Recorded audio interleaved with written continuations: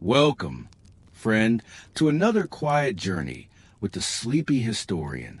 If you have found your way here, perhaps you are seeking rest, or perhaps you simply enjoy wandering through the faded corridors of time with a gentle voice to guide you. This is boring history for sleep. Soft storytelling meant to soothe the mind and encourage your body to sink into stillness. Some people call it bedtime relaxation. Some call it a soft-spoken history documentary, and others simply call it a calm bedtime story. Whatever you call it, I am glad you are here. If you find that this kind of gentle storytelling helps you rest, feel free to like the video and subscribe, but only if it truly brings you peace. And if you wish, let me know in the comments where you're listening from, and perhaps what time of night it is for you. It is strangely comforting to think of others, scattered across the world, dimming their lights at the same time, drifting into sleep with the same old stories of the past unfolding quietly in their ears.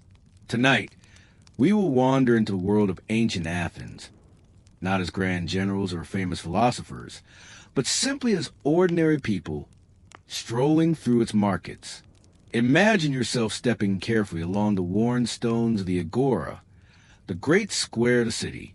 The air is thick with the mingling scents of baked bread, freshly cut herbs, and the faint tang of olive oil. The sound of conversation is constant. Buyers haggling over prices, sellers calling out their wares, the shuffle of sandals, the clink of pottery being lifted and set down again. This is not the glamorous history of battles or speeches, but the ordinary rhythm of daily life, the constant pulse of commerce, where even the smallest items had their place, and where the simplest transaction could tell you much about a society. Tonight, we will let the stalls of Athens reveal their quiet stories. Over the next 2 hours, our exploration will move gently through 4 main segments. In the first, we will immerse ourselves in the daily life of an Athenian, following their steps through the market and pausing to examine what they might buy, what they might sell, and how the agora shaped their day. In the second, we will pause on the life of a single figure, someone who left behind traces in these markets, perhaps a statesman remembered for regulation, or a philosopher who wandered among the stalls to teach. In the third, we will let our curiosity wander into the stranger, more mysterious aspects, unusual finds, archaeological discoveries, or cultural mysteries hidden beneath the dust of time. And finally, we will contrast the life of the common citizen with that of the wealthy and powerful, exploring how the same market could mean very different things to different people. Each segment will flow quietly into the next, like a soft river passing under bridges of memory. There will be no rush, no urgency, only the gentle unfolding of history, told in such a way that if your eyelids begin to grow heavy, you may simply let them close, knowing that the story will continue even as you drift away. So let's begin. Imagine the sky above the Athenian agora, pale and bright in the morning, or golden and low in the evening. Let the stones beneath your feet be worn smooth by centuries of footsteps. Hear the faint hum of conversation around you. The market of Athens is opening before us, and we will walk through it slowly together as we begin our story.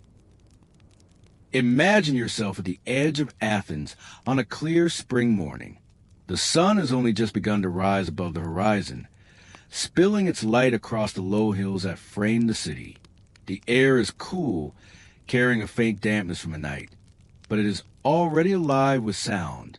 Roosters call from distant courtyards, donkeys shuffle along narrow streets, and the voices of early risers echo gently through stone and plaster.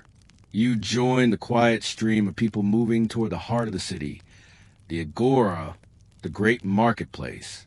The road is uneven beneath your sandals, worn smooth in some places and broken in others.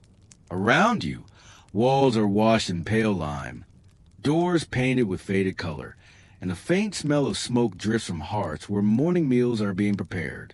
The rhythm of life is simple but constant. Mothers carry baskets, farmers guide carts laden with produce, craftsmen heft tools over their shoulders. The city awakens as one body, moving toward its center. As you draw nearer, the agora begins to reveal itself. At first you hear it, the murmur of countless voices, rising and falling like the tide. Then you see it, the wide open square, paved in stone, framed by colonnades and scattered with stalls. Here, the pulse of Athens is strongest. This is where farmers from the countryside bring their goods, where merchants from abroad display exotic wares, where neighbors meet, argue, and trade. The smell reaches you before you step fully inside. Fresh bread cooling on trays, olive oil poured into clay amphorae, pungent herbs hung in little bundles. The faint sharpness of garlic and onions mixes with the sweetness of figs and the earthy scent of lentils. The air is thick with the blend, a living reminder that food was not sealed in packages or hidden away on shelves, but out in the open, shared by everyone who passed. The voices are constant, but not harsh. Sellers call out prices, their tones familiar and measured, while buyers ask questions, touch goods, weigh choices. Bargaining is not rushed.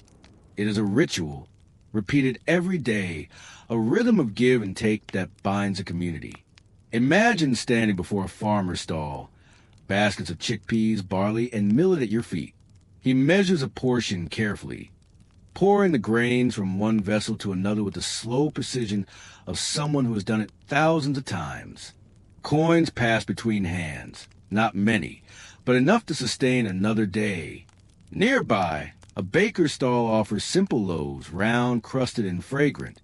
They are not the kind of bread that lasts for weeks.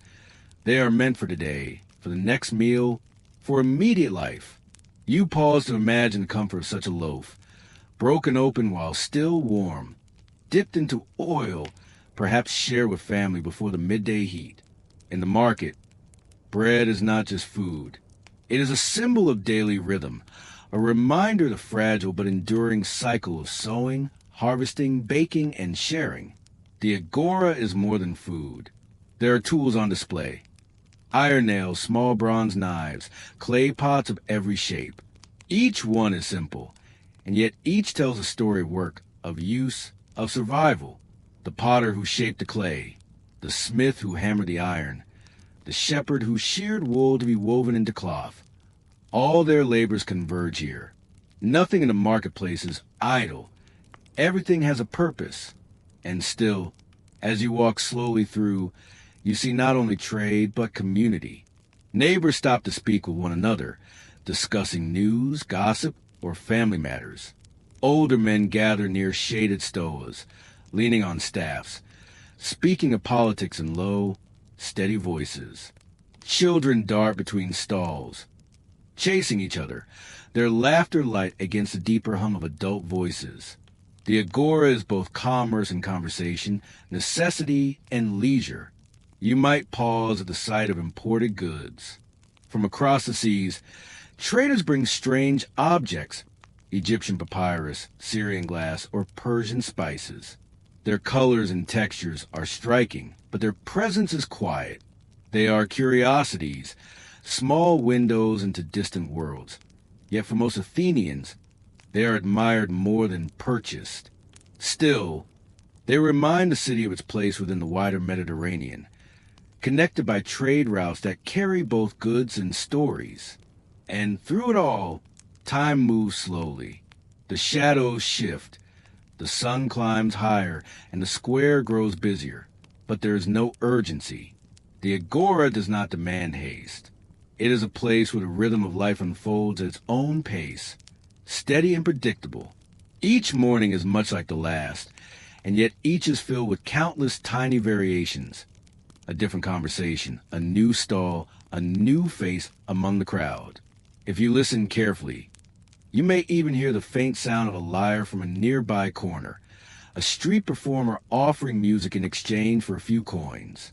His song is gentle, not meant for performance halls, but for the drifting ears of those passing by. The notes mingle with the chatter of voices and the shuffle of feet, becoming part of the living fabric of the market.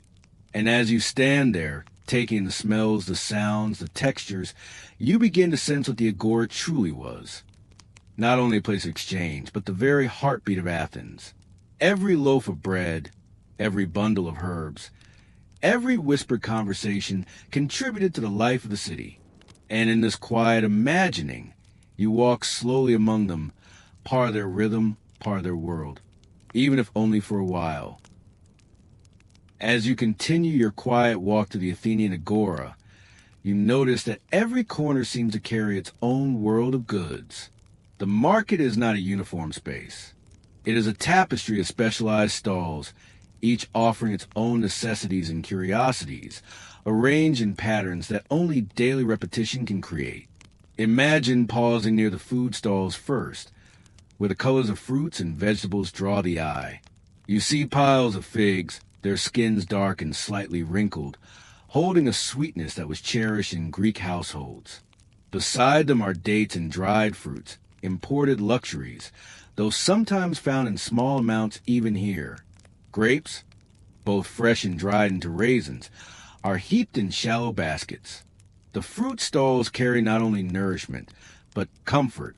For many Athenians, these simple tastes mark the change of seasons, the rhythm of the year. Grains dominate much of the market. Barley, rather than wheat, is most common as it grows more reliably in the soil of Attica. Sellers stand behind tall sacks or large baskets, measuring out portions of barley meal, which would be boiled into porridge or baked into flat loaves. Wheat, when it appeared, was more prized, lighter, softer, considered finer. To afford it was to indulge in something a little above the ordinary. You can picture women returning home with small sacks of grain, carrying them carefully in baskets woven from reeds, knowing that the next day's meals depended on this modest purchase. Legumes fill another section: lentils, chickpeas, and beans. Their earthy smell hangs in the air, faintly dusty but nourishing. To us, they might seem humble, but for Athenians they were staples, providing much of the sustenance needed to carry a person through long days of work. A pot of lentil stew simmering on the hearth would be a common, almost daily sight in the city. And then, of course, there's olive oil. No Greek household could be without it. Imagine tall amphorae, their necks sealed with simple stoppers, lined up neatly along a stall. The oil inside gleams golden, catching the sunlight. It is sold in measures that ordinary people can afford: a small jug for cooking, a slightly larger one for lighting lamps. The oil carries a memory of countless olive groves surrounding Athens, each tree cultivated patiently, some older than the grandparents of the men who sell them. Cheese is available too, often goat's or sheep's milk cheese, firm and salty. It is cut into pieces and wrapped in leaves or cloth, ready to be carried away. The smell is sharp, mingling with the fresher sense of fruit and grain. Alongside it, honey gleams in clay jars, thick and amber-colored, treasured as a sweetener in a world without sugar.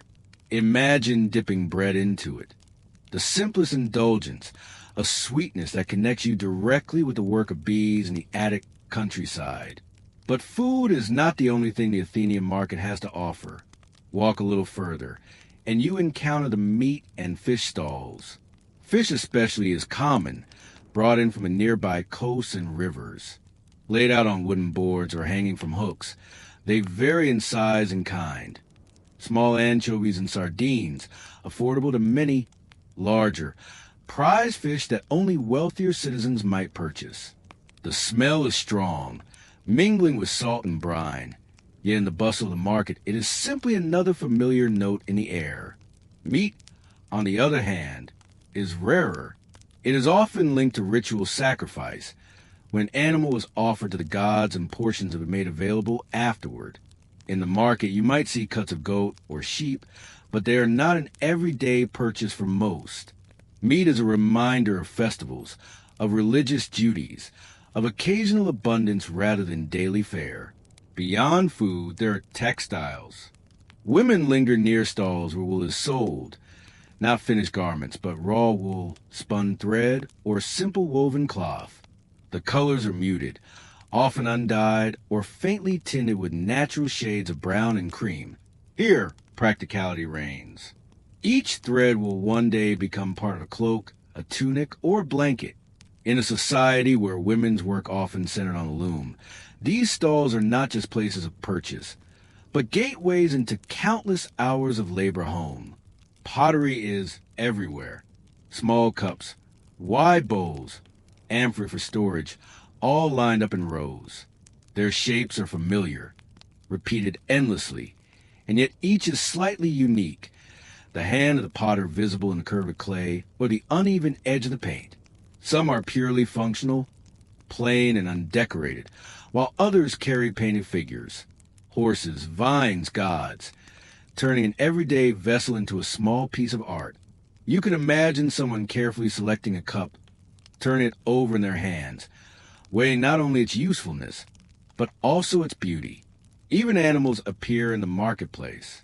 Chickens cluck nervously from woven cages, and sometimes goats or sheep are tethered nearby, waiting to be purchased. Their presence adds to the noise and movement of the square, reminding everyone that the city depends on the countryside, that life is sustained by creatures as well as crops. And finally, there are the small miscellaneous things. Sandals cut from leather, pins for fastening garments, combs carved from bone, trinkets that children might beg their parents to buy. They are humble, but they carry the intimacy of daily life. To hold a comb or a pin is to hold something that would rest close against the body, an ordinary tool of grooming or clothing that rarely survives the centuries, but in its time was essential. Walking among these stalls, you begin to see that the market was not just a place of goods, but of choices. Each buyer weighed necessity against cost, indulgence against restraint. For some, a handful of olives was all that could be afforded. For others, a jar of honey or a painted vase was within reach. Yet everyone shared the same space, moving side by side, participating in the same rhythm of exchange. And so, as you stroll slowly past baskets of figs, jars of oil, bolts of cloth, and cages of chickens, you are reminded of the sameness of human life across the ages. The items may differ, the setting may be ancient, but the act of buying daily food, of weighing what is needed against what is desired, remains timeless. The Athenian agora is not so far removed from our own markets, only quieter now, softened by time, ready to be revisited in calm imagination. Imagine yourself lingering in the agora a little longer. By now the sun has risen high above the roofs of Athens, its light flooding the wide open square. The shadows that stretch long in the early morning have shortened, and the air is warmer, carrying the steady pulse of hundreds of lives interwoven. The marketplace has reached its full rhythm, and you are surrounded by the calm busyness of a city sustained by exchange. Stallholders stand at their places with quiet patience. Some are farmers, their hands still marked with the dust of fields. Others are craftsmen, showing the products of their skill. Many are women, managing their small tables with baskets of herbs, threads of wool, or baked goods. The work is not glamorous, but it is constant, and each person belongs to the greater pattern of the agora. The flow of people never ceases. Citizens in clean, plain tunics walk side by side with slaves carrying heavy baskets. Foreigners move through, marked by their accents or unusual clothing, their presence tolerated but always noticed. Children wander in small groups, sometimes sent on errands, sometimes simply playing, their voices darting like birds among the deeper tones of adults. Conversations rise and fall. A seller calls out a price in a steady voice, while a buyer shakes his head, offering less. The bargaining is slow, almost ritualistic. Coins pass back and forth, each transaction a small affirmation that the system works. You might hear the clink of bronze drachmas as they drop into a pouch, or the faint scrape of scale pans being adjusted as weights are compared. Nothing happens in haste. The pace of life is deliberate, unhurried, shaped by repetition. Around the edges of the agora, shaded porticos offer places to pause. Some men gather there to talk of politics or philosophy, using the market not only as a place of trade, but as a place of thought. You might imagine a faint echo of Socrates' voice, not yet immortalized, but wandering through the crowd, asking questions in his calm, probing way. To some, he is a nuisance. To others, a curiosity. But even he, like everyone else, cannot separate his life from the presence of this square. Vendors use simple methods to arrange their goods. Clay pots are set in neat rows. Vegetables are laid out in small piles, their freshness visible at a glance. Herbs are tied together with twine, hung from the edge of a stall, so their scent drifts into the air. Fish are displayed on wooden boards, glistening faintly in the sunlight, a reminder that they must be sold quickly before the heat spoils them. The order is practical, not decorative, but it creates its own kind of beauty, the beauty of ordinary things arranged with care. The sounds continue to layer upon one another. Donkeys bray as they are led through the square. A craftsman hammers lightly at a piece of bronze, demonstrating the strength of his wares. A woman sings softly to her child as she waits to purchase bread. The atmosphere is full, yet not overwhelming. It is steady like the beating of a heart. As the day moves into afternoon, the energy of the market shifts. The busiest hours are past, and some stalls begin to empty. The loaves of bread are fewer now, the best produce already chosen. Farmers prepare to return to their villages, gathering up unsold goods. The crowd thins slightly, though the hum of conversation continues. Those who linger are not hurried. They have time to stop and talk, to exchange news, to sit in the shade before making their way home. Evening slowly approaches, and with the gradual closing of the market, the sun sinks lower, casting long shadows once more across the stones of the agora. Sellers pack their baskets, tie up their goods, and begin to walk back through the streets of Athens. The square does not fall silent immediately. Voices still echo, footsteps still shuffle, but the rhythm grows softer, winding down with the day. You can picture ground itself, scattered with traces of the day's activity. Bits of straw from baskets, a stray olive pit, the faint smell of fish lingering in the air. It is not pristine, but it is alive with memory, and tomorrow will begin again. The market is never truly gone, only resting until the next dawn brings it back to life. In this daily cycle, you begin to understand what the agora meant to Athens. It was not merely a place to buy and sell. It was a stage upon which ordinary lives unfolded day after day, in rhythm so steady they became invisible. Food, tools, animals, cloth, all essential, all exchanged without fanfare. And through it all, a quiet sense of community endured, binding the citizens together more strongly than laws or speeches could. As you slowly step away from the square in your imagination, the rhythm remains with you. The smells, the sounds, the feel of the stones underfoot, they linger like a soft echo. The agora is not loud, not overwhelming, not dramatic. It is simply steady, calm, and enduring. A place where life moved forward with quiet determination, one basket grain, one loaf of bread, one coin at a time. Imagine now a single figure in the great square, a market inspector, an agronomos, whose task is to keep the slow machinery of the agora turning evenly. Let us call him Nikias, a quiet man with a careful eye, neither famous nor ambitious, but dependable in a way that routines are dependable. His day begins before sunrise, when the city is still the color of ash and the first carts creak toward the square. He ties his cloak, lifts a wooden box of weights and measures, and steps into mourning, as if answering a bell only he can hear. Nikias knows the market like a map he never needs to read.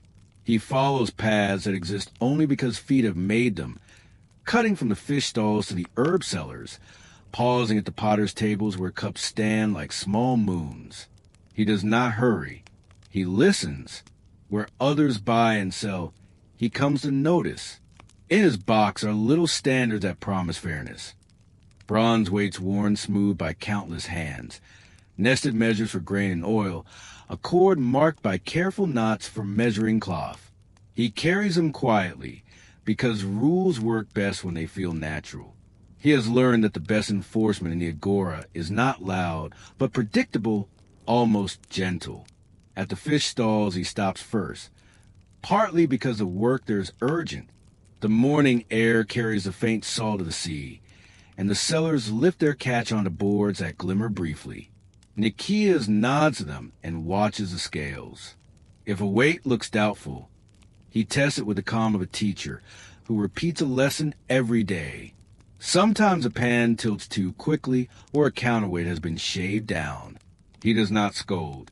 He returns the measure to what it should be, and he notes the stall in a wax tablet he keeps tucked beneath the lid of his box. The correction is quiet, like straightening a picture on a wall. From there, he crosses to the grain dealers. Barley dust hangs in the air, settling on skin and cloth. Here, the measures matter even more, because the difference of a pinch becomes the difference of a meal. Nikias lifts a standard cup, checks its rim with his thumb, pours and levels with a thin wooden stick.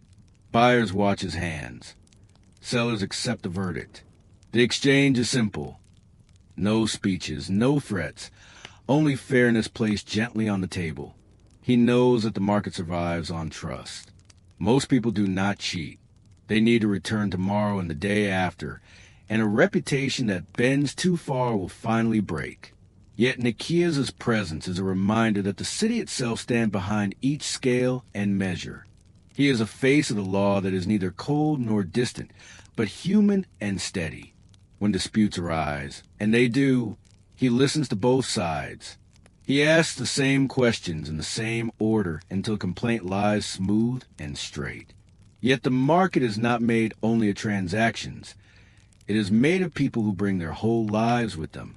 Nikias has watched the baker's boy grow from clumsy helper to confident seller, the round loaves handled with careful pride. He has seen a farmer's widow return each season with smaller harvests and a braver smile. He knows which potter paints tiny ivy leaves on every cup. These details do not change his work, yet they color his judgments with patience. Some days carry small emergencies. A cartwheel splits, a tether breaks, and a goat darts through the crowd. A gust of wind lifts a canopy and threatens the careful stacks of bowls beneath. Nikias answers such moments the way he answers everything, with steadiness. He calls for help in a voice that is audible but not sharp. He steadies the animal by the horns until a rope is found. He holds one corner while the canopy is tied again. He takes no payment for such help. He prefers a quiet currency of nods and a habit of cooperation. There are darker undercurrents. A thief sometimes works the edges of the crowd. A pickpocket tests the looseness of a corded purse. A dealer from outside the city attempts to pass off inferior oil as fine. Nikias does not pretend these things cannot happen. He simply stands where they are less likely to succeed. His presence discourages, and when it fails to do so, he calls on neighbors as witnesses. He does not chase. He observes, and then he acts with moderation. At midday, the light changes. Heat settles on the stones, and voices soften. Nikias rests briefly in the shade of a colonnade, taking a small lunch from his pouch, a folded piece of bread, a little cheese, a few olives wrapped in a leaf. He eats without hurry, watching the square continue its slow work. A child brings him a cup of watered wine from a nearby stall. He thanks the child with a small smile. In the afternoon, he visits the cloth sellers. Here, the cord comes out of his box. He measures the length of linen for a buyer who cannot quite believe the price. He checks the width of a woolen strip woven in a village he has never seen. His hands move with small, exact gestures, and the gestures are noticed. Over time, even the doubtful come to rely on the certainty he brings. The cloth is what it claims to be. The length is the length. The price is the price. And beneath these simple truths, the city continues to agree with itself. Near day's end, a small event breaks the routine. A shipment of imported pottery arrives, and with it, a crowd. The glaze is a new shade, a deeper black that makes painted figures stand out boldly. People gather to look, to touch, to imagine owning a cup that resembles those in wealthier homes. Nikias tests the weight of one vessel in his hand and sets it down gently. He speaks with the merchant about the price of novelty and the fairness owed to local potters. They find a balance. The imported cups are treated neither as wonders nor as threats, but as guests who must learn the house rules. By the time the light slants long across the square, Nikias' box is heavier with dust and lighter with worry. He has resolved small quarrels and prevented a few that never needed to start. He has reminded the market of its own best habits. He will walk home along familiar streets, past the doorway where ivy grows, and set his box beside the same shelf. He will wash his hands, which smell faintly of oil and iron, and he will sleep the reliable sleep of measured work. His life will not enter any chronicle. No tablet will record his name. Yet the market will open tomorrow because of people like him, and it will open the day after and the day after that with the same mild confidence. In a city that argues in assemblies and dreams of fame on stages and battlefields, the agora depends on quiet guardians. Nikias is one of them, and if you listen carefully to the even hum of commerce, you can almost hear his footsteps pacing the square, keeping time. Long before Nikias, the market inspector, walked his quiet rounds, there was Solon, the statesman and lawgiver Athens. His name is known across centuries, but if you imagine him here in the marketplace, he is simply another man walking between the stalls, carrying thoughts heavier than the amphorae that line the tables. To understand Athens, one must understand how rules were stitched into its daily rhythm, and Solon was a needle that began much of that work. In his own time, Athens trembled under the weight of debt and imbalance. Farmers borrowed against their land, and when the land failed them, they found themselves bound in obligations they could not escape. Merchants struggled with uncertain standards, coinage that varied, and laws that seemed to shift like shadows. The agora reflected these strains.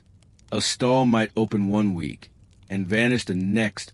A farmer might sell grain today and find himself in servitude tomorrow. Solon looked upon this with the eyes of one who saw not only the present but the pattern beneath it. He was chosen as archon, a leader, not because he promised glory, but because he offered balance. In the quietest sense, balance is what a marketplace needs most.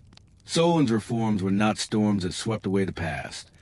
They were adjustments, steady hands guiding a wheel back onto its path. He began with debt, declaring a Sysactia, a shaking off of burdens. Debtors who had been enslaved for what they owed were released. Land was returned to its owners.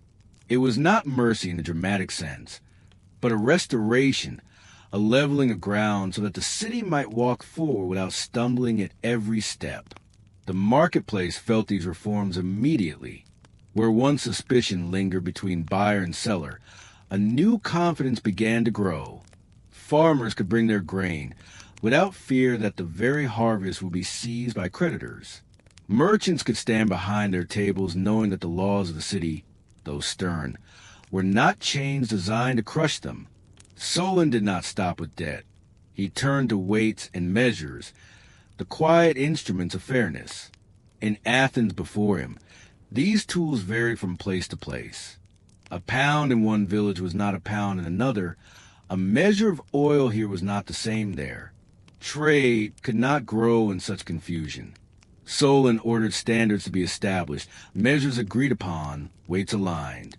Imagine the relief of a buyer who no longer wondered if the grain he purchased was truly the amount promised, or of a seller who no longer feared accusation from a dissatisfied customer.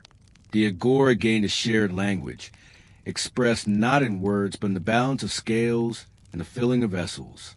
He also turned his eye to exports. Attica's soil, rocky and thin, could not easily produce wheat in abundance, but produced olives, and from olives came oil. Solon decreed that certain exports would be regulated. that olive oil could be sent abroad, while other essential grains should remain at home. The law was practical, meant to ensure the stomachs of Athenians were filled before the purses of merchants. In this we glimpse his character. Neither hostile to trade nor blind to its dangers, but careful, deliberate, always searching for the middle way. Picture him walking through the agora after these reforms. The stalls are much the same: figs, cheese, fish cloth, yet the air carries a new steadiness. A farmer tips grain into a measure with less hesitation. A merchant pours oil into a jar, confident that his scale will not be questioned. Citizens linger a little longer, knowing disputes are fewer now, and those that arise have laws to resolve them. Solon does not announce these changes with a loud voice. He walks quietly, listening, knowing that the true measure of reform is not applause but the slow, invisible growth of trust. Stories later told of Solon often grew larger than life. They spoke of his wisdom, of the poems he wrote, of the laws he inscribed on wooden tablets that could be turned like wheels to display their words. Yet here, in the marketplace, his legacy is simpler. It is the ordinary buyer who leaves with exactly what he paid for, the widow who sells wool without being cheated, the fisherman who trades his catch for grain, without fearing the scale will tilt against him. His vision was not perfect. Some complained that he had done too much, others that he had done too little. The wealthy muttered that their privileges were clipped, while the poor wished for more sweeping relief. But the balance he struck held long enough for Athens to grow into something greater than it had been. The marketplace became not only a place of necessity, but of confidence. And from that confidence came the freedom to argue, to imagine, to create. When Solon grew old, he traveled abroad, leaving Athens to test its new balance. He visited places like Cyprus and Lydia, where other kings and rulers invited him to speak. He told them, in words both calm and sharp, that happiness was not measured by wealth alone, but by the arc of an entire life, seen only when it was complete. These sayings became famous, but perhaps his truest wisdom was left behind in Athens, that even the simplest act of buying bread or measuring oil rests upon fairness, and that fairness, once broken, can unravel the fabric of a city. The agora remembers him in silence. No statue stood for him here in those early years. No monument announces reforms. Instead, the memory of Solon lived in the everyday steadiness of trade, in the reliability of scales, in the quiet relief of farmers no longer bent beneath debts they could not escape. His presence lingers in the sound of coins exchanged without suspicion, in the calm rhythm of stalls opening each morning with the expectation that they will close in peace at day's end. And so, when you walk the market in your imagination, you walk also with Solon, though his steps are faint and his cloak blends with the crowd. He is there in the balance of weights, in the fairness of measures, in the quiet law that protects the smallest transaction. His fame traveled across seas, but his most enduring work remained here, in the humble heart of Athens, where daily life depended not on glory, but on trust.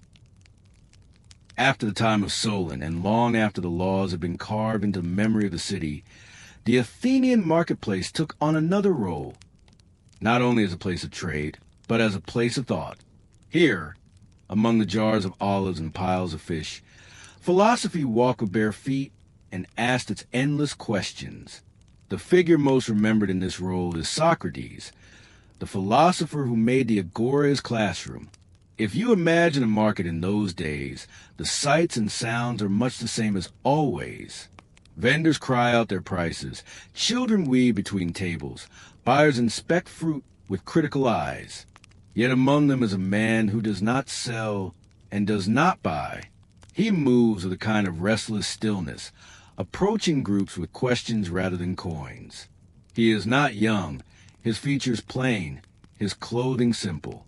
He blends into crowd, yet wherever he goes, a ripple of attention follows.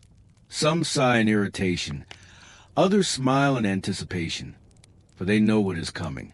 Socrates is about to begin his strange work. He might stop before a cobbler, asking whether skill alone makes a man good, or whether something else is needed. He might approach a youth, asking what it means to live well. He might stand beside a merchant and inquire whether wealth brings happiness, or whether happiness is a matter of virtue. His questions are never loud, never forced.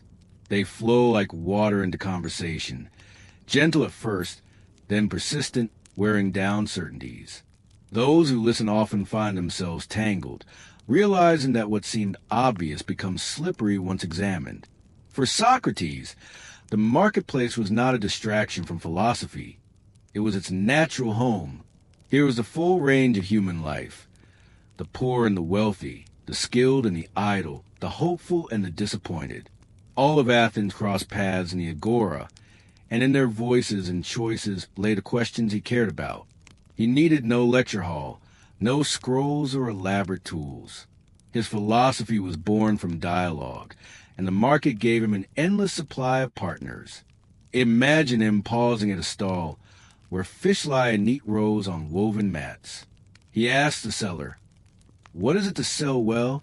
Is it to give the customer what he desires, or what is truly good for him?" The fishmonger laughs, perhaps, or shrugs, but soon others gather, curious. A simple trade becomes the seed of a wider conversation. What is good? What is value? What is justice? For Socrates, no transaction was too small to open into the vast questions of life. His presence was not always welcome. Merchants sometimes grew impatient, wishing to get on with their work. Young men, however, were drawn to him. They followed him eagerly, listening as he unraveled the claims of politicians or exposed the weaknesses in a boastful man's argument. Among them were figures who would later shape history themselves. Plato, who would write down his teacher's words. Alcibiades, whose brilliance and recklessness would mark an era. The marketplace became not just a center of trade, but of intellectual ferment, as ideas sparked and spread from one encounter to another. Socrates did not charge fees for his teaching, unlike the sophists who also roamed the city. His wealth was in conversation, his currency the exchange of words. This set him apart, both admired and resented. To some he was a gadfly, stinging the city into thought it would rather avoid. To others he was a guardian, reminding Athens that wisdom begins in recognizing one's ignorance. The agora shaped his fate as much as he shaped its memory. For it was here, among the people, that his influence became undeniable. His questions touched politics, religion, and tradition, stirring both admiration and suspicion. When Athens later suffered defeat in war and searched for reasons, the restless questioning of Socrates seemed, to some, a danger. The same marketplace that once echoed with his dialogues would one day witness the murmurs of his trial. But let us not rush to that darker moment. Instead, let us linger with him in the ordinary rhythm of his days. Picture him at sunrise, walking barefoot across the cool stones, nodding to vendors as they set up their wares. He pauses to speak with a potter about the shape of a vessel, and soon the talk has turned to the shape of the soul. At midday, he stands in the shade of a colonnade, surrounded by youths, debating whether courage is a matter of knowledge or instinct. As evening falls, he still lingers, watching the market quiet, his mind as awake as ever, always ready for another question. The beauty of his presence lies not in dramatic events, but in the ordinariness of the setting. Philosophy is often pictured in lofty halls, with scrolls and solemn speeches. But here in Athens, it lived beside figs and sandals, beside oil and wine. It slipped into conversation as easily as a coin into a hand. The questions Socrates asked were not meant to end in final answers, but to awaken the habit of thinking, even in the middle of daily trade. In this way, the agora became both market and school, both place of necessity and place of reflection. The same scales that weighed olives also weighed ideas. The same streets that carried merchants also carried thoughts that would echo across centuries. To walk through the market with Socrates was to be reminded that wisdom does not live apart from life, but within it, waiting in the spaces between the most ordinary acts. And so, as we drift deeper into this quiet journey, let the image of Socrates remain with you, a plain man, barefoot, asking questions among the stalls. His voice is calm, his manner unhurried. Around him, the noise of trade continues. Sellers calling, buyers bargaining. Yet within that noise, a thread of conversation winds its way, soft but enduring. His questions, once carried to the air of Athens, continue to wander even now, inviting us to pause, to wonder, and perhaps to listen more deeply to the life unfolding around us. When we think of a marketplace, especially in Athens, we may picture familiar necessities: bread, olives, fish, wine, and cloth. Yet the agora held more than daily staples. It was also a place where curiosities appeared, where unexpected goods found their way to the stalls, and where the boundary between the ordinary and the strange blurred in fascinating ways. Archaeological fragments, scattered inscriptions, and scattered remarks from ancient writers have revealed glimpses of this more peculiar side of Athenian commerce. Among the more surprising items said to have been sold were live animals, not only the common ones used for food or farming, but birds and exotic creatures brought from distant lands. Imagine walking through the agora and seeing cages with small songbirds, their calls mixing with the noise of the market. Or perhaps more unusual still, a merchant displaying a monkey brought by traders sailing from Egypt or beyond. To Athenians, such creatures were both marvels and novelties, strange glimpses of far-off lands that most citizens would never see themselves. Even stranger were the vendors who dealt in remedies, charms, and potions. While Athens is celebrated as a birthplace of rational thought and medicine, the everyday lives of its citizens were still steeped in belief in magic, in curses, and in remedies of uncertain origin. One could find powders, herbs, and amulets sold alongside garlic and onions. A necklace of special stones might be promised to ward off illness. A folded tablet, inscribed with words of binding, might be purchased to influence a rival. Some Athenians scoffed at such practices, while others kept them close at hand, for safety in an unpredictable world was always in demand. There were also sellers of bones and fragments, sometimes animal, sometimes human, whose purpose might have ranged from the practical to the ritual. A butcher's stall might offer marrow-rich bones for soups, yet in another corner of the market, fragments were sold for use in sacrifices or charms. For a visitor unfamiliar with the customs, it would have been difficult to tell where necessity ended and ritual began. Consider also the role of perfumes and unguents. We often imagine Athens as a place of simple tunics and sandals, but the agora carried the fragrance of oils pressed with flowers, resins, and spices imported from far coasts. Small flasks of scented oil were valuable, sometimes worth far more than a basket of grain. These perfumes were not only luxuries, they were part of ceremonies of athletic training, even of burial rites.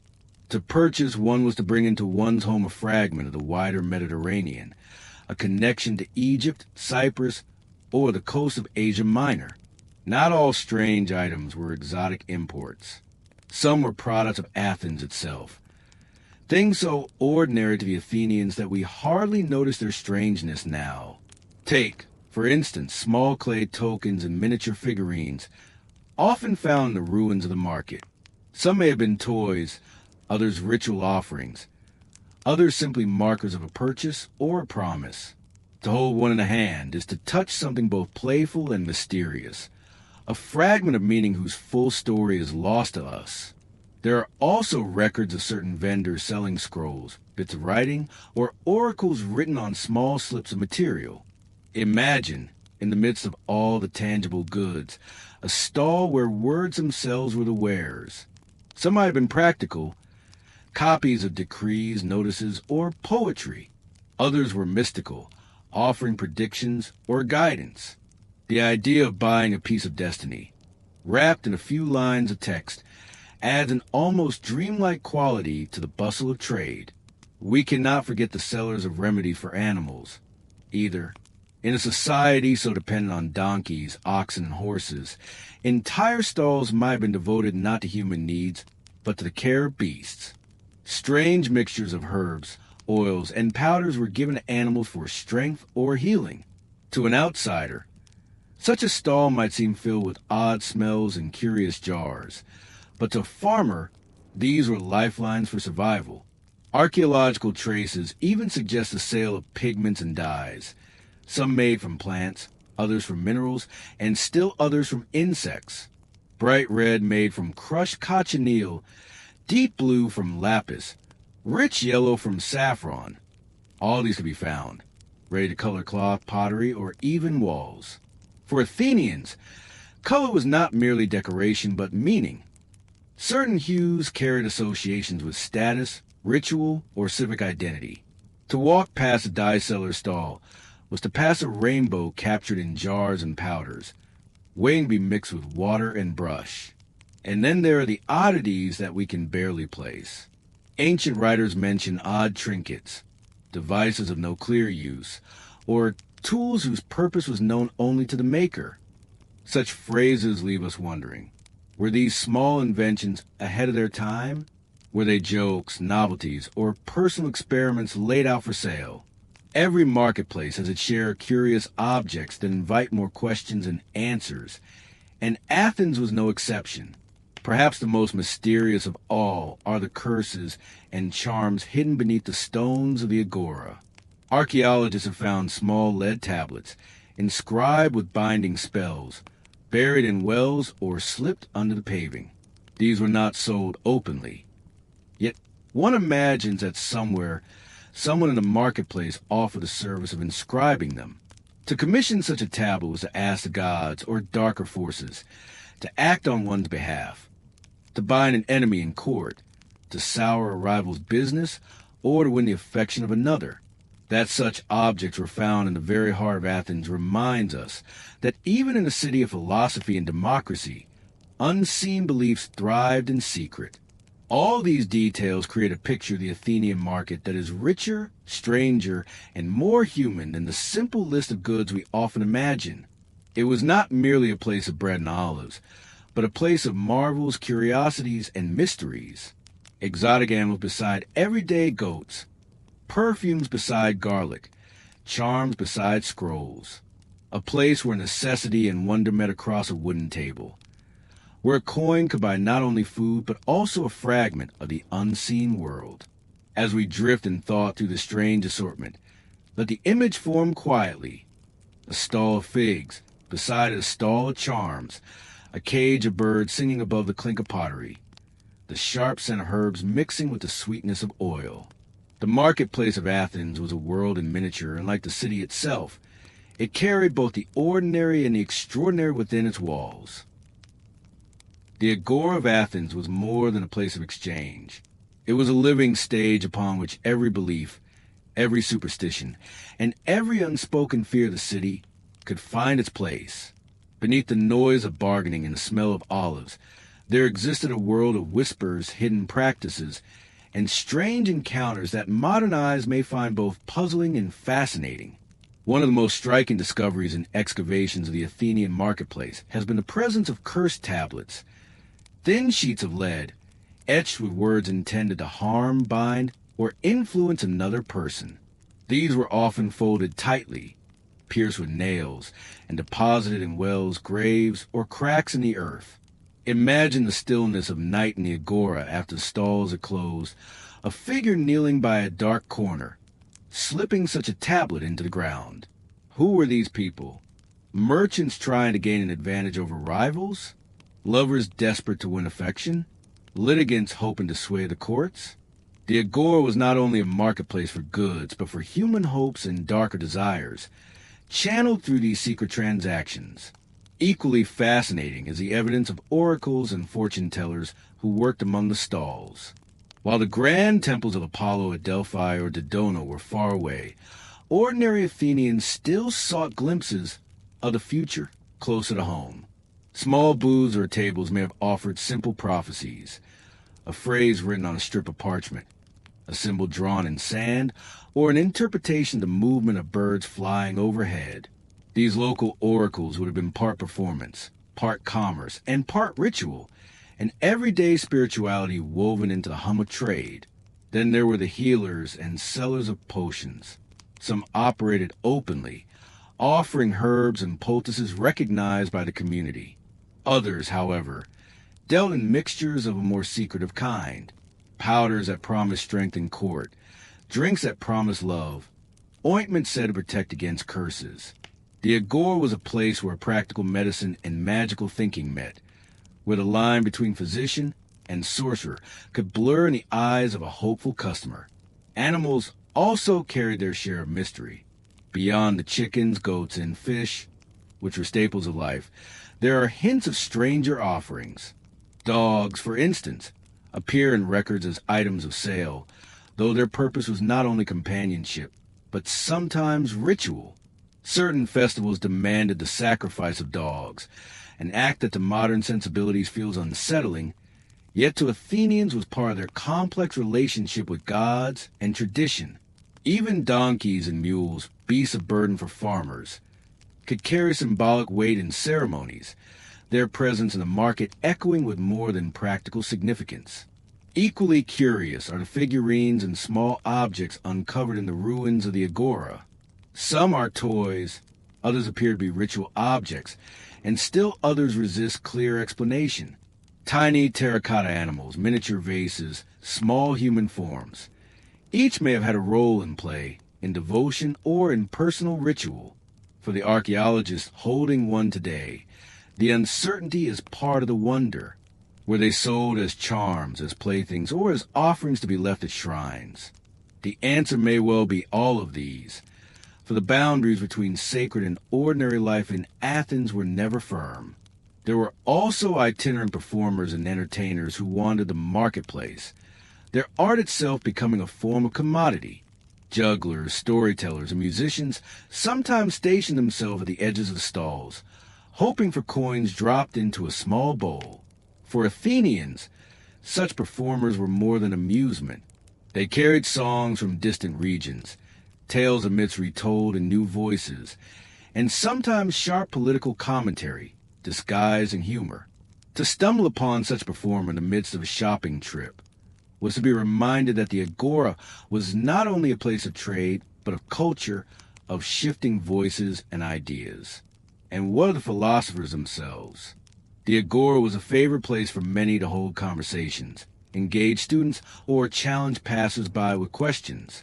Socrates, most famously, is remembered as haunting the marketplace, approaching young men, and questioning their beliefs about justice, courage, or virtue.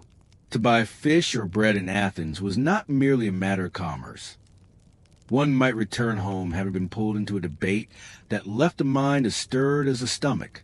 The presence of these thinkers added another curious layer, that words and ideas themselves were part of what could be exchanged in the agora, even if no coin changed hands. One cannot forget the visual oddities either. Sellers of pigments and dyes often displayed their wares in vivid piles or jars. Bright yellows from saffron, deep reds from madder, blacks from soot and charcoal. To walk past such a stall was to encounter color in its most raw and elemental form. These were not only for art, but for ritual decoration, for marking bodies, masks, or even the walls of homes. A splash of pigment in the marketplace carried echoes of festivals, plays, and sacred ceremonies. And there were sellers of masks themselves, carved in wood or molded from clay, meant for theater or ritual. Imagine seeing a row of faces staring blankly from a stall. Comic masks, tragic masks, grotesque figures. They remind us that Athens was a birthplace of drama, and the props of that art were part of daily trade. For an Athenian citizen, buying a mask might mean preparing for a festival, a performance, or even a household ritual. For us, the thought is uncanny, to pass a stall filled with silent faces, waiting to be worn. Stranger still are the references in ancient texts to wandering quacks and inventors who displayed odd devices in the marketplace. Some may have been early attempts at machines, others tricks or illusions meant to amuse a crowd. These fragments suggest that the agora was a place of curiosity in the truest sense, where one might see a gadget demonstrated for a handful of coins, even if its purpose was fleeting or dubious. Such figures remind us that innovation, spectacle, and commerce often mingled in unexpected ways. Taken together, these layers of the Athenian marketplace reveal a setting that was not only economic but deeply human, filled with hopes, fears, rituals, and amusements.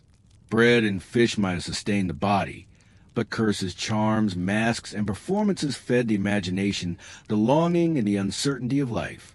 The agora was a mirror of Athens itself, rational and superstitious, practical and mystical, ordinary and extraordinary all at once. As you imagine this, let your thoughts drift. Picture yourself walking slowly among the stalls. You pass the jars of oil, then a table covered in charms. You smell fish and garlic, then suddenly perfume. You hear the notes of a flute rising above the noise. You glance aside and see a row of masks staring back, painted in strange expressions. Around you, voices argue, laugh, and whisper. The market is alive, and every corner holds both the known and the unknown. This is Athens, not the Athens of marble temples, but the Athens of everyday wonder and a mystery still lingering in the air. The Athenian agora was never still for long, yet its rhythm changed with the passing hours. As the day wore on and the sun began its slow descent toward the western hills, the market shifted tone. Morning bustle gave way to a quieter, more reflective atmosphere, with a play of light, shadow, and sound transformed the same familiar spaces into something different, softer, stranger, and in its own way, more enchanting. Picture the scene in early afternoon. The air heavy with the mingling smells of grilled fish, garlic, honey, and dust. Vendors called out less loudly now, their voices hoarse after hours of haggling. A woman gathered up the last of her pottery, stacking clay cups in a basket, while a child trailed after her, tugging on her tunic. A fisherman splashed water over the fading sheen of his catch, hoping to hold on to one more sail before the sun sank too low. The shadows of the columns stretched long across the paving stones, marking the slow progression of time. For Athenians, the end of the market day was not only a practical matter, but a natural rhythm. Sunrise had begun the commerce. Sunset would end it. Yet as stalls closed, the agora did not empty immediately. Stragglers lingered, some hoping for cheaper prices at the last moment, others simply enjoying the space itself. Boys played with knuckle bones on the steps, laughing as they flicked the small pieces of sheep ankle into the dust. Old men gathered in clusters, still debating politics, their voices carrying over the quieting marketplace. And always there was music. A flutist might wander through, playing for a final handful of coins.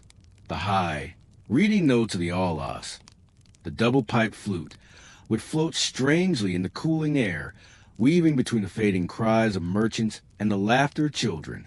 Somewhere a drummer beat a slow rhythm, perhaps practicing for a festival performance. In these moments, the agora felt less like a place of business and more like a theater stage between acts, where the audience lingers even after the curtain has fallen. The fading sunlight painted the stalls with a golden glow. Textiles gleamed as if lit from within. Purple wool, deep blue linens, pale yellow saffron dye cloth. Clay jars, dull and ordinary by day, seemed to shine warmly as the low sun struck their curves. Dust hung suspended in the light, turning the air into a haze of shifting gold.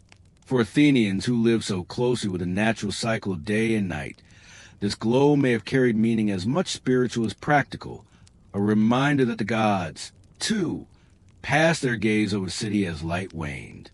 Yet dusk also brought unease.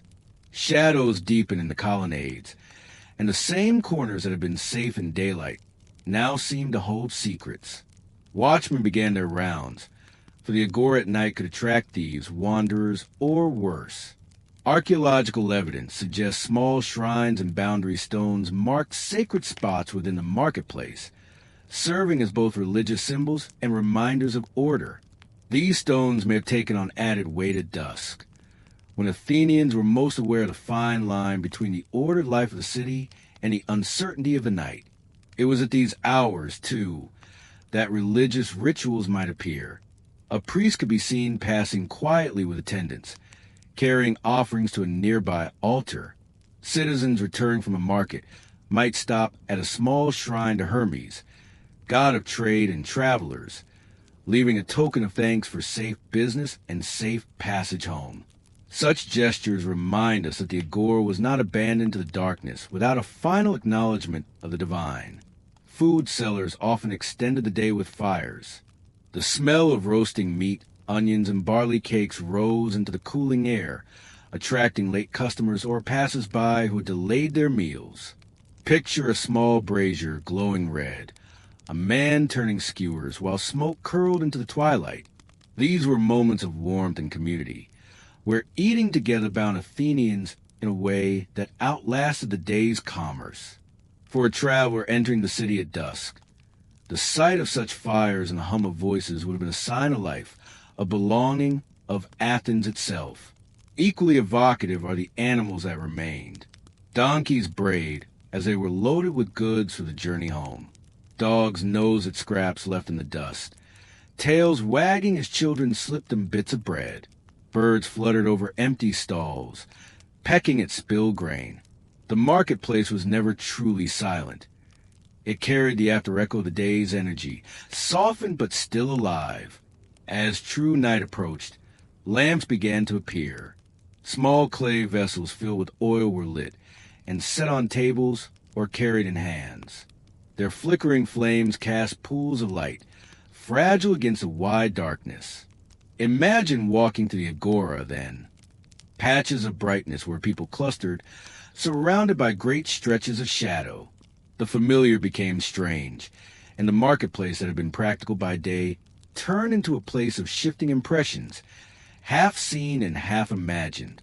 It is not difficult to suppose that stories, myths, and even fears found fertile ground in this twilight atmosphere. A merchant might warn his apprentice to avoid certain alleys after dark. Children might whisper of ghosts near old shrines or wells. Philosophers, who by daylight question ideas of virtue and truth, could find the evening agora an equally fitting stage, this time for reflecting on mortality, the gods, and the unseen forces that shaped human life. For us, picturing this scene is to see Athens at its most human.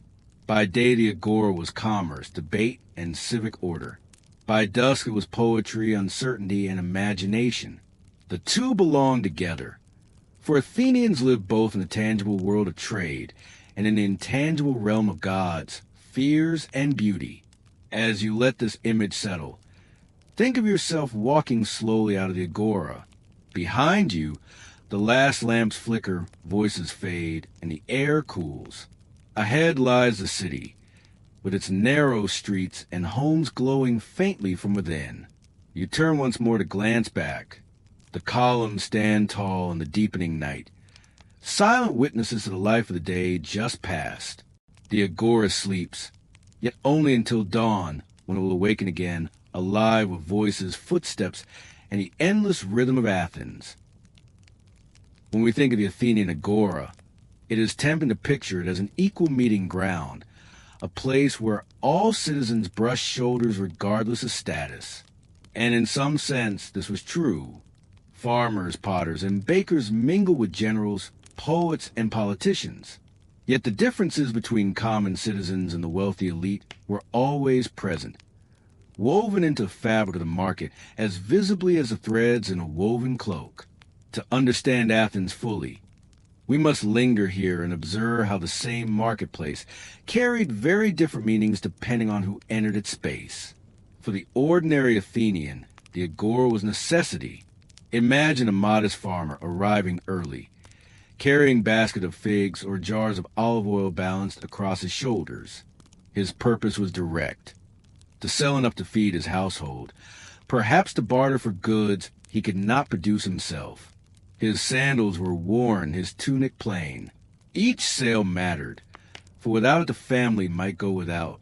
His conversations were practical, haggling over prices, comparing weights, listening for news of whether that could affect his crops. For him, the agora was the lifeline of survival. Now contrast this with the wealthy landowner, a man of means who might stroll into the agora not burdened with baskets, but accompanied by slaves. These attendants carried his purchases, negotiated on his behalf, or fetched whatever he desired. He might pause at a jeweler's stall, selecting a fine ornament for his wife, or purchase a rare spice imported from the East. For him, the marketplace was less about necessity and more about display, a place to be seen, to affirm his status, to move among others as one of the city's prominent men. Even the act of eating reflected this divide. A common citizen might buy a simple loaf of bread, some olives, perhaps a small piece of salted fish to take home. Meals were modest, eaten quickly, shared with family in a humble dwelling. The wealthy man, meanwhile, might use the market to acquire delicacies for a symposium, a drinking party where couches were laid out, wine was mixed with water in ornate craters, and hired entertainers provided music and conversation stretched late into the night. The agora supplied both, yet the experiences could not have been more different. Consider also the difference in how each group interacted with space. A poor artisan stood at his stall all day, exposed to sun and dust, waiting for each coin with patience or worry. An elite man, by contrast, could linger in shaded colonnades, engaging in leisurely discussions, perhaps debating matters of politics or philosophy with his peers. The physical same space, the paving stones, the columns, the air filled with voices, became two different worlds, defined by privilege or by struggle. The presence of slaves further underlined this contrast. For poor Athenians, a slave might be an impossible luxury, something only imagined. They carried their own baskets, baked their own bread, and mended their own tunics.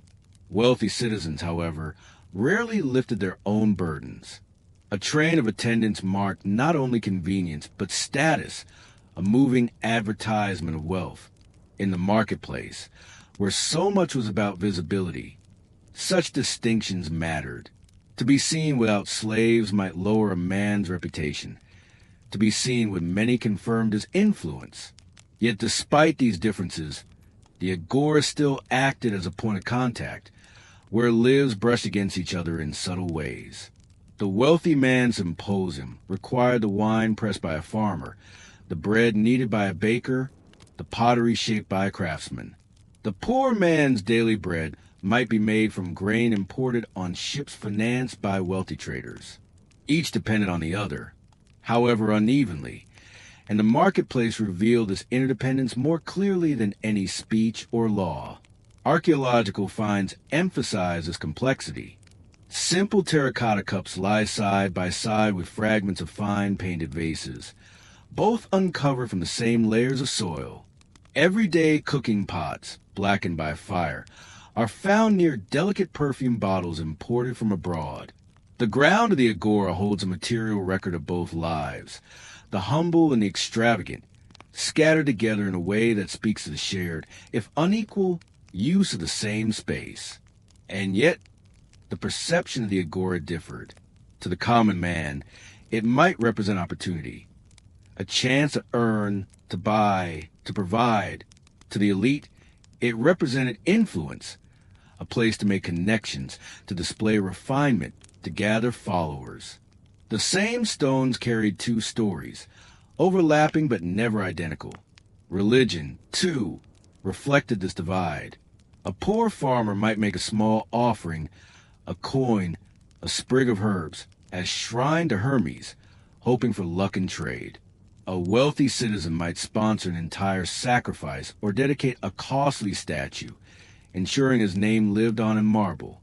Both acts took place in the same sacred space as the agora, yet one was humble, fleeting, and the other grand, enduring. Even leisure followed the pattern. The poor man's son might toss a handful of knuckle bones in the dust, while the wealthy man's son might attend a lesson from a philosopher in the shaded stoa nearby. Both boys grew up within earshot of the same market cries, yet their paths diverge in ways that the city would reflect for generations. To walk the agora with this awareness is to see Athens in full. It is not merely the shining city of philosophers and playwrights, nor merely the humble town of artisans and farmers. It is both, held together by the shared pulse of the marketplace.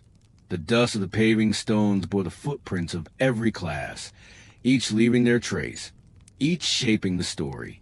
As dusk fell, these differences did not disappear. A poor family carried home their simple purchases, preparing a modest meal by lamplight. A wealthy household prepared for guests, lamps glowing in many rooms, servants busy setting out fine dishes. Both had walked the same market earlier that day, but their evenings unfolded along very different lines. The agora, now quiet in the night, seemed to hold the echo of these divisions, waiting for dawn to bring them together again. Thus, the Athenian marketplace was not just commerce. It was a mirror reflecting the spectrum of society, from the poorest artisan to the richest citizen. It was a stage where lives touched but did not merge, where necessity and luxury stood side by side, bound by the same stones, the same voices, the same city. The Athenian marketplace, the agora, was not merely an economic hub. It was also a stage where wealth, power, and influence were displayed for all to see. To walk there was not simply to shop. It was to participate in a social performance, one in which status was quietly but firmly asserted. The contrast between the common man and the elite was visible not only in what they bought or sold, but in how they carried themselves within this shared space. For the ordinary citizen, presence in the agora was often humble and task-driven. He might arrive with his goods at dawn, securing a place among the crowded stalls. The work of selling was tiring and slow, demanding patience as he waited for buyers to stop and haggle. His voice blended into the hum of countless others, none rising much above the din. The market for him was a test of endurance, an endless cycle of earning enough to sustain his family day after day. The wealthy, by contrast, rarely needed to raise their voices. Their presence alone was an announcement. A prominent citizen might walk slowly, flanked by slaves, his cloak dyed in deeper colors that signaled his ability to afford such luxury. He did not need to haggle. Prices were adjusted to suit him, and his purchases were carried away by others. His voice was calm, often reserved for moments of recognition, when he greeted fellow elites or exchanged a few words with a philosopher or politician in the shaded stoas. Where the common man blended into the crowd, the wealthy man stood apart, his movements deliberate, his role unmistakable. This difference was not only observed by adults. Children, too, learned their place within the agora. A poor boy might spend hours running errands for his parents, weaving through the crowd with small coins in hand, buying fish or grain. His lessons came from observation: how to measure olives, how to spot when scales were unfair, how to listen carefully to rumors about harvests or weather.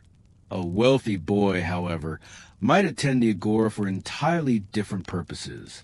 He might walk beside his father, not to buy or sell, but to watch, to learn how power was displayed, how alliances were made, how presence could command respect. In this way, the marketplace taught both survival and influence, each according to class.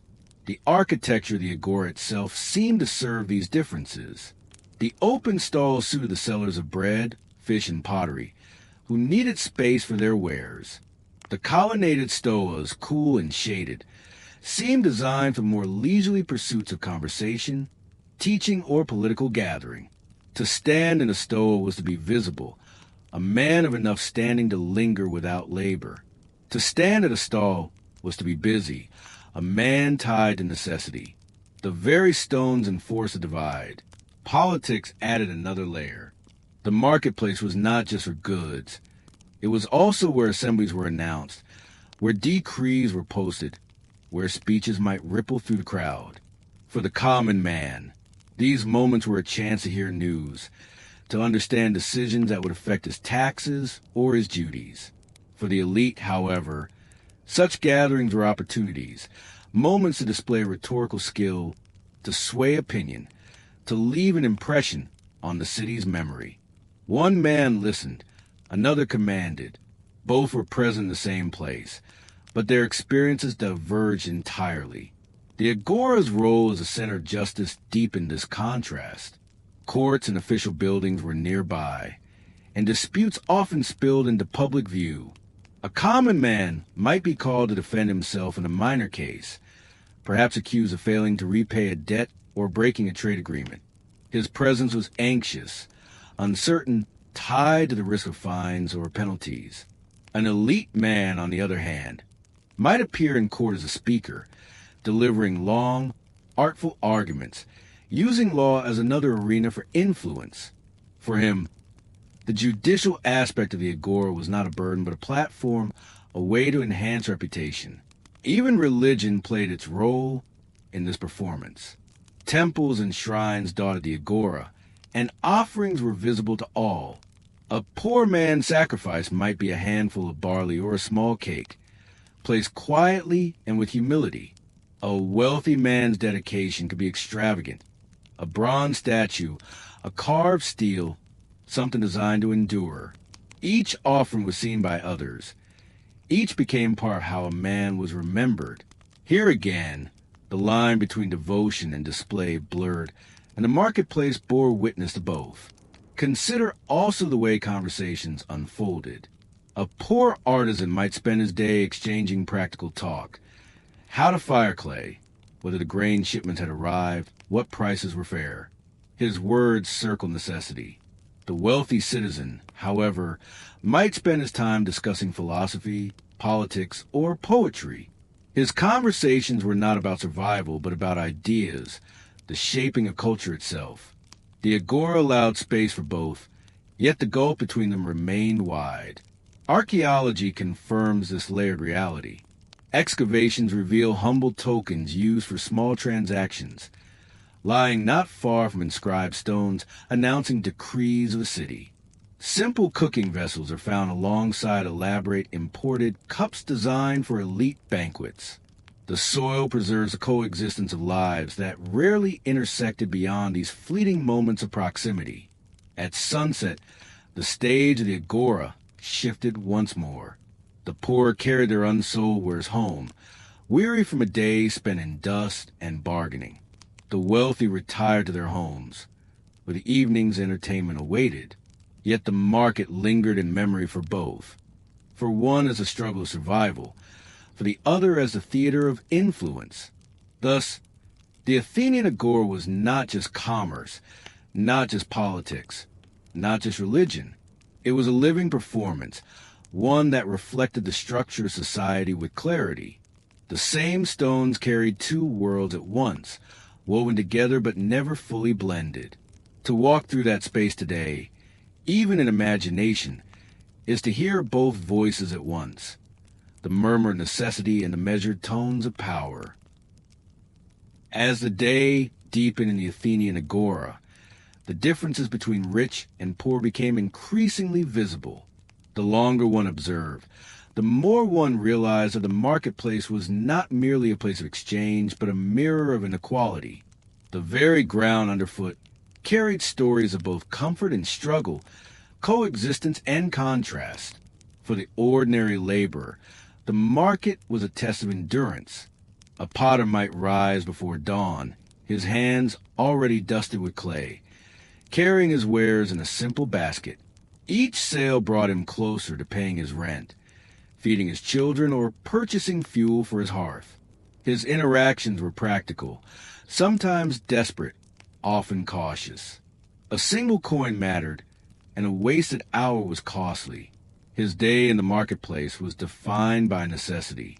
The wealthy man's relationship with the same space was vastly different. He came not out of need, but often out of display. When he entered the agora, accompanied by servants or slaves, The market became his stage. He did not worry over small prices. Instead, he allowed his generosity or his apparent disinterest in money to signal his status. When he purchased goods, they were often luxuries, fine oils, exotic spices, or imported wines, items not essential to survival but chosen to reflect taste and refinement. His presence was never invisible. It was meant to be seen. The foods of the agora themselves told a tale of inequality. Bread, the staple of all classes, was affordable yet plain, consumed daily by rich and poor alike. But the difference appeared in what accompanied it. A poor man's bread was softened with water, or dipped in olive oil when possible. A wealthier citizen's bread was enriched with honey, cheese, or even flavored with imported delicacies. To both, bread was life. To one, it was survival. To the other, a canvas of indulgence. Fish, too, revealed contrast. The small fish, salted and cheap, were common fare for masses. Families ate them in stews or roasted quickly over coals. Large, fresh fish from distant waters, however, were displayed like treasures. They were costly, sometimes so costly that playwrights mocked the obsession of the wealthy with such extravagant meals. A poor man might pass by these fish without hope, while the wealthy paused to examine them, deciding whether their table deserved such luxury that evening. Even within household goods, the divide appeared. A potter's simple wares, sturdy bowls, cooking pots, water jars, were sold in abundance, destined for modest homes where function mattered most. Wealthier citizens, meanwhile, commissioned painted vessels, finely decorated with mythological scenes.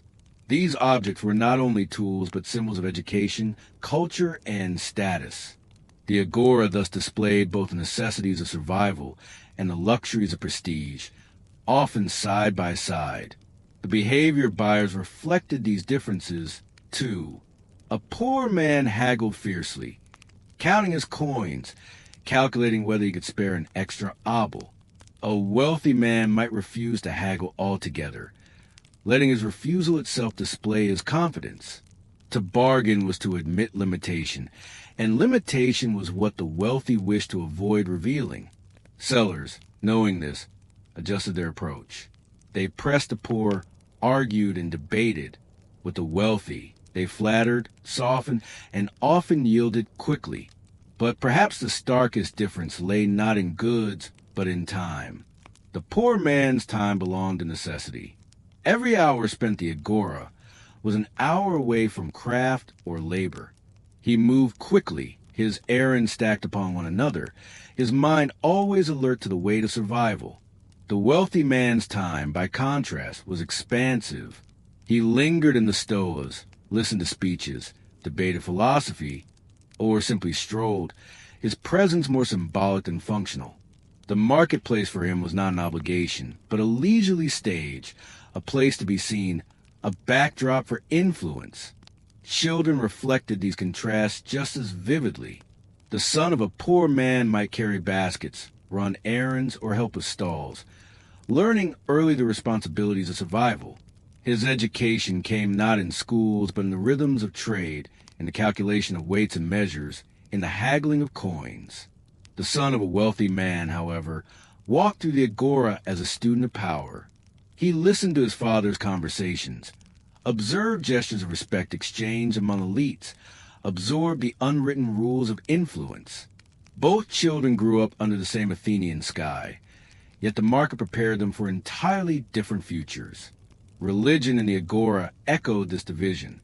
At shrines and altars, offerings reflected means. A poor family brought barley, small cakes, or modest libations of wine. Their prayers were whispered, their devotion sincere yet humble. A wealthy citizen, on the other hand, might dedicate statues, commission inscriptions, or fund public feasts in honor of the gods.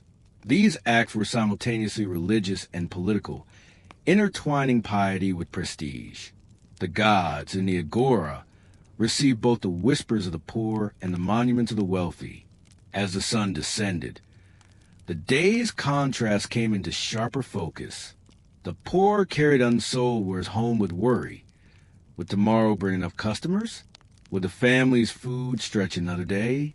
The wealthy departed with ease, their purchases carried behind them, their concerns focused not on hunger but on reputation and influence. And yet, both had walked the same stones, heard the same voices, breathed the same air. In this way, the agora was a paradox, a place of unity and division, equality and inequality. It brought together every class of Athenian, yet preserved their differences with striking clarity.